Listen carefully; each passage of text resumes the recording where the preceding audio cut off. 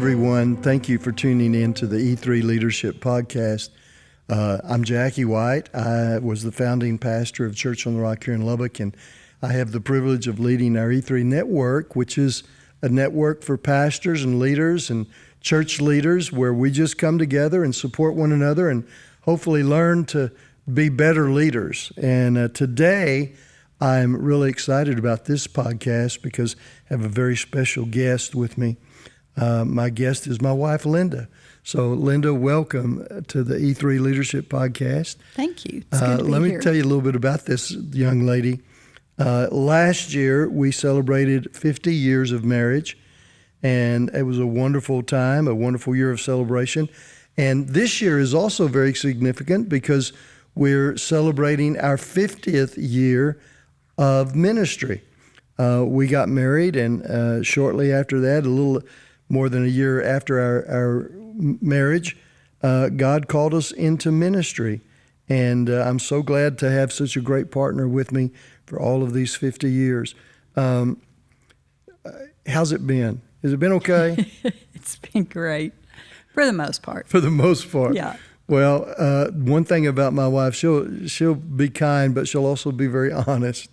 And I'm excited about this podcast because we're going to talk about something a little bit different.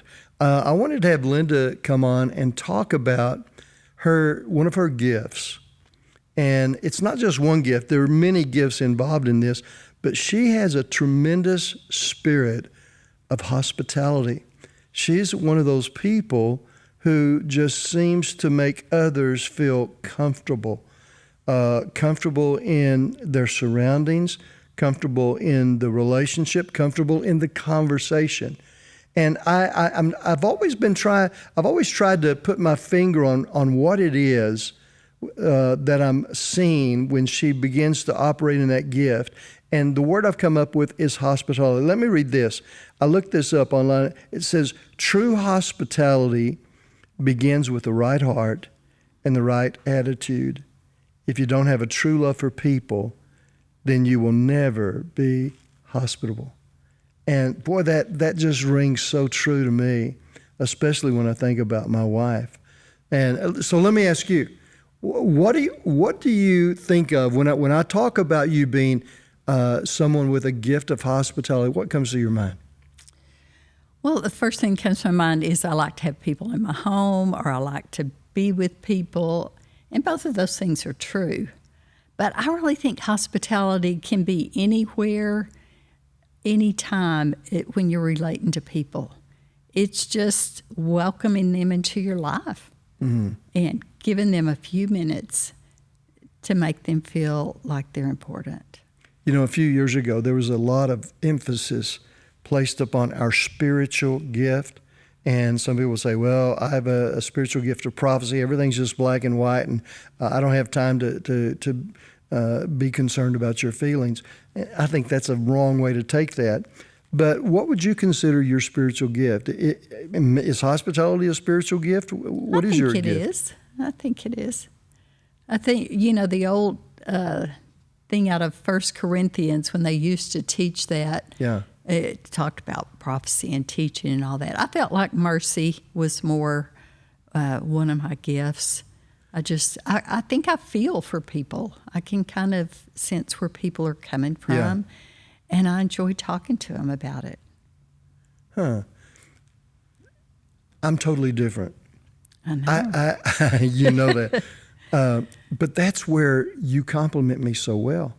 And through the years, you've done your job so well at stepping in and showing that mercy and showing that compassion and feeling what people are feeling. I do believe it's a gift from God, but are there other things that are in your life that make you better at doing that than maybe I am? Well, I think being a good listener. I mean, you've got your own gifts. You're great at speaking. I'm not a good listener, though. That's what you're saying, no, right? No, you are. Okay, go ahead. You can be, yeah. But Jackie's always told me he's much more comfortable in front of 5,000 than he is 5. Yeah. Like, we can have people over to our house, and you do great there, but you just kind of kick into teaching mode, you know, sometimes. But that's just who you are. But I think for hospitality, it's just listening to people, hear what's going on in their life. And it can be the little things. It doesn't have to be big things. Mm-hmm. What's happening with your kids? What are they into? And just talking, but really hearing people. Mm. So I think sometimes when we listen, we're always listening with the thought of, what am I going to say back? And that's not real listening. Mm-hmm. Listening, you hear the person out completely before you feel like you have to respond. Because you miss half of what they're saying, you know. Yeah. And I'm not saying you do that. We all do that from time to time. Yeah. But I just think listening's a huge part of hospitality. And seeing people. I think we are all insecure in some ways. I think everybody on the planet is. And especially you go into somebody's home, you don't know them well. We used to do this more, I think, when we were younger. We would just have groups in a lot. And, you know, I think sometimes people come in uncomfortable. And if you can put them at ease, you find out everybody's got a story. Mm-hmm. And everybody wants to tell their story if somebody will listen. So wow. Well, that's a good key to remember. Everybody has a story. You know, I've always said this, and it didn't originate with me, but I've told the church this many, many times. I said, everybody wants two things. They want to be a part of something bigger than themselves. That's why being a member of a local church is so important. They get to participate in all the programs, all the ministries, all the missions, that kind of thing.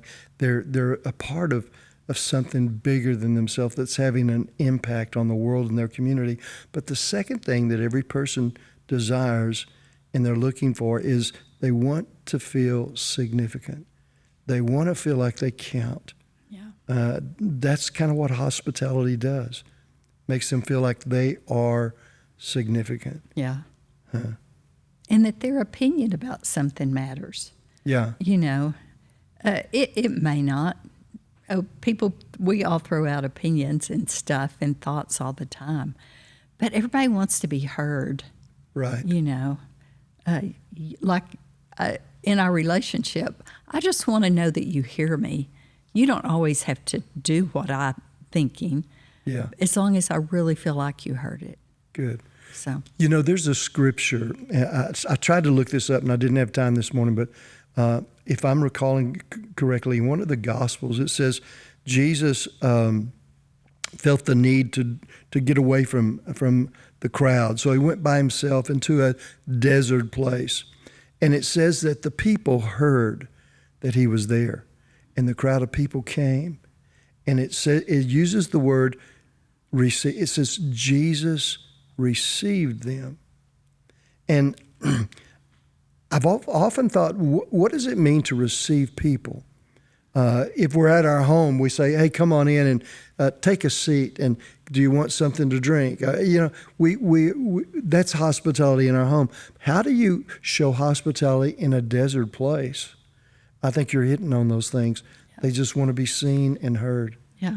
Yeah. Any other thoughts on that? Or, you know, I think for me, one of my favorite things coming to church is before services and after is just be in the foyer and look for people who may be standing there alone.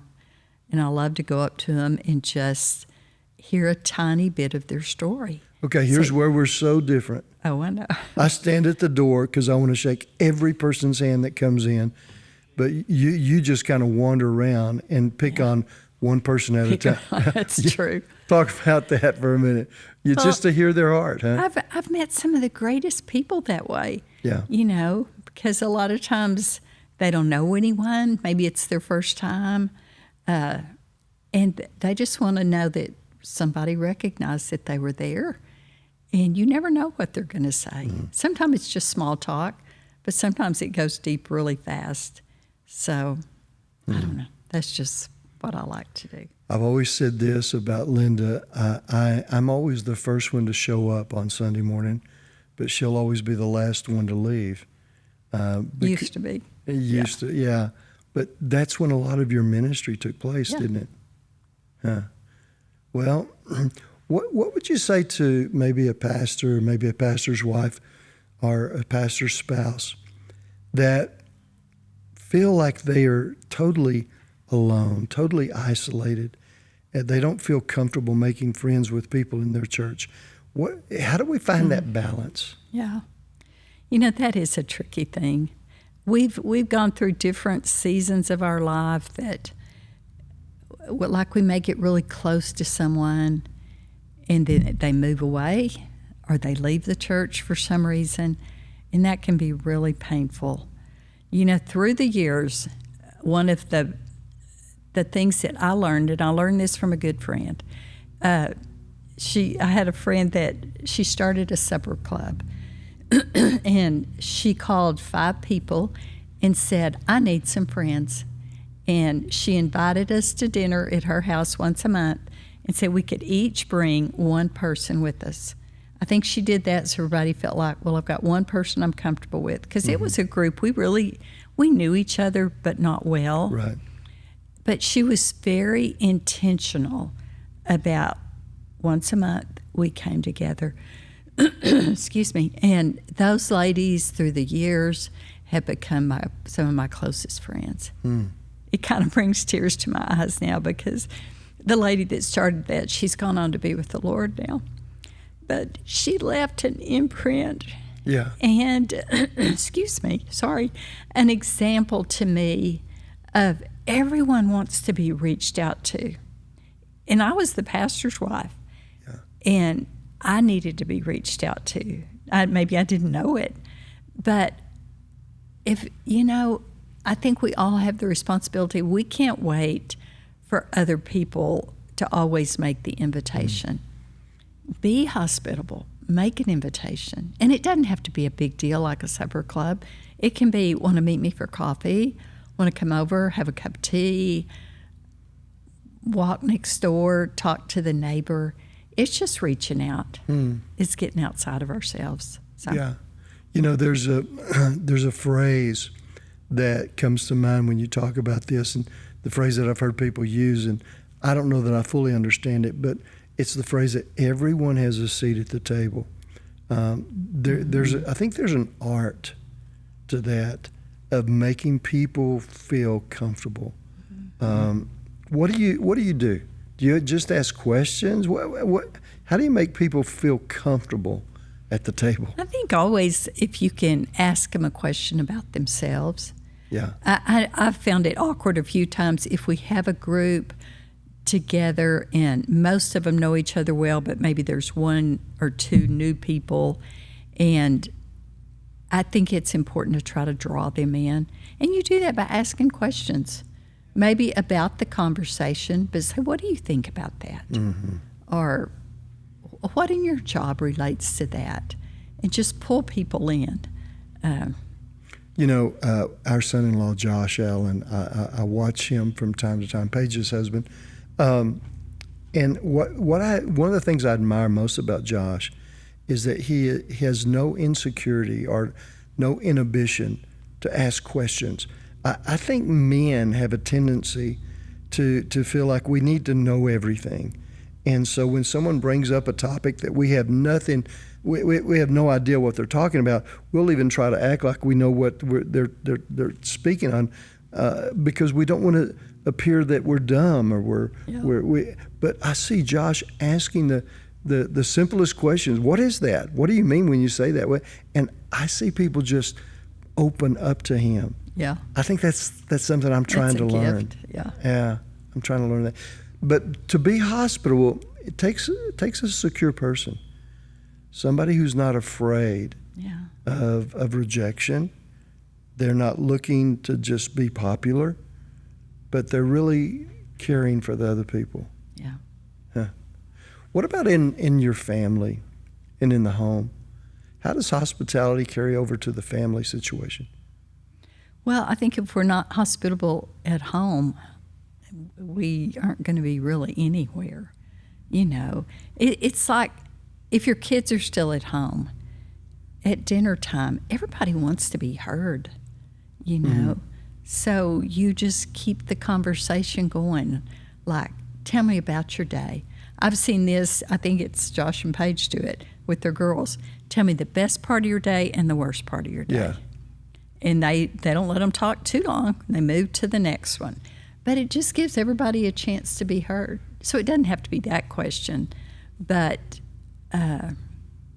you want people to want to come to the table, even if it's just family. So make it fun. Okay, let me ask you this. I'm changing the direction just a little bit, but have you ever been burned? What I mean by burned, have you ever been open and hospitable towards someone, thinking that they were a close friend, and they come back and do something to hurt you? Well, sure. I think everybody has. How do we get over that? Time, prayer, forgiveness. I work with a lot of pastors' wives, and that's a common theme that I hear in their story. Well, we became friends with this person, and they ended up hurting us. We became friends. We put them in a leadership position in our church, and they ended up leaving the church, and it really hurt us. Mm-hmm. What would you say to people that are watching our podcast? How do you get over that? Is there a way to avoid it? And if there's not, how do we get over it?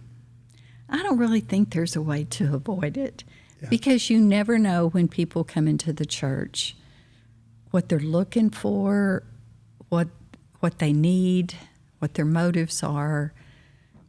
And as pastors and pastors' family, we're there to welcome all of them. Mm-hmm. And so I think you're going to get hurt. Through the years, I can think of a lot of people that have hurt me in some way. I don't think they mean to. Yeah. I had somebody, a good friend, they'd been there a good while, and they decided to leave the church. And it hurt me so much because I was really close to her. And she looked at me, she goes, "Well, don't take it personal." And I looked at her and I said, "It is personal, because church is like family." Yeah. And when family leaves, it hurts. Now, I know she didn't mean to hurt me. We're still friends. I love her. But that took a while to get over. That's part of pastoring.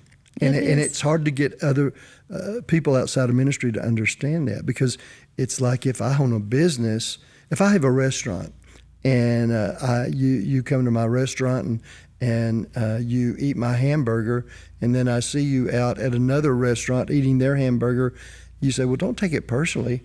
I understand that. But church is different. I don't know why it's different, but it's different. Mm-hmm. We feel like we're making an investment in people's lives. We feel like we're making that spiritual connection, and it is family.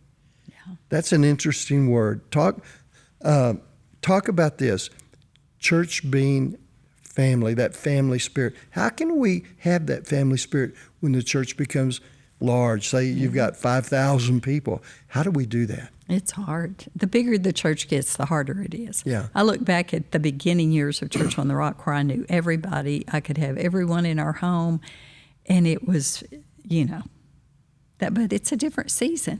But I think in a bigger church, it is still important. Yeah. Everybody needs community. That's kind of the buzzword now.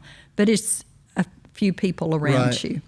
And I think you get in a small group, you create a small group, you start serving somewhere, and you get to know those people well. You just have to make the effort. The bigger the church, the more effort it takes. Yeah. Man, that's so good. But you got to do it. So. Well, let me say this to our listeners today. Hopefully this has been helpful. I think we're talking about an area that maybe you don't hear a lot of teachings or conversations on, but it's a part of our daily lives. I pray that we all become more like Jesus, with the ability to receive people, to accept people, and to show them the spirit of hospitality. Thank you so much for watching today. Thank you, Linda, for being with us. Thank you. God bless you.